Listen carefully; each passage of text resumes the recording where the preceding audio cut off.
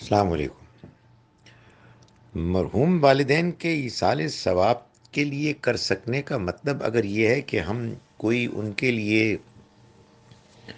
School کھول لیں، غریب بچوں کے لیے، یا ہسپتال کھول لیں، یا کوئی اور نیکی کا کام کر لیں ان کے نام پر، اور اس کا ثواب ان کو پہنچے گا، تو اس طرح کی تو کوئی بات قرآن مجید کے اصولوں کے مطابق معلوم نہیں ہوتی۔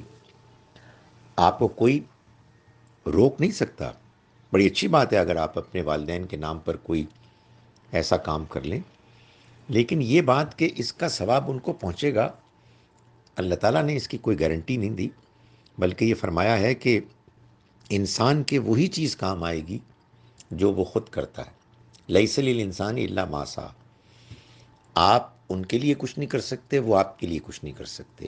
ہاں البتہ حدیث میں اسی آیت کی یہ تشریح معلوم ہوتی ہے کہ اگر انہوں نے آپ کی اچھی تربیت کی اور آپ اس تربیت کے نتیجے میں اچھے کام کرتے ہیں، تو ہر وہ اچھا کام جو آپ کر رہے ہیں ان کی تربیت کے نتیجے میں اس کا اجر ان کو بھی ملے گا۔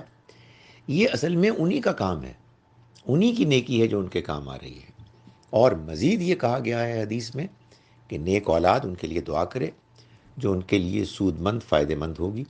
یہ بھی اصل میں انہی کی نیکی بھلائی کا ثمرہ نتیجہ ہے جو ان کو ملے گا۔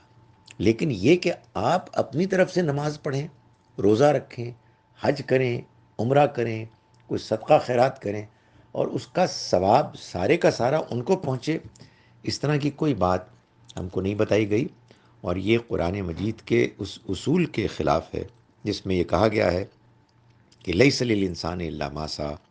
انسان کے کوئی چیز کام نہیں آئے گی سوائے اس کے کہ جو وہ خود کرتا ہے۔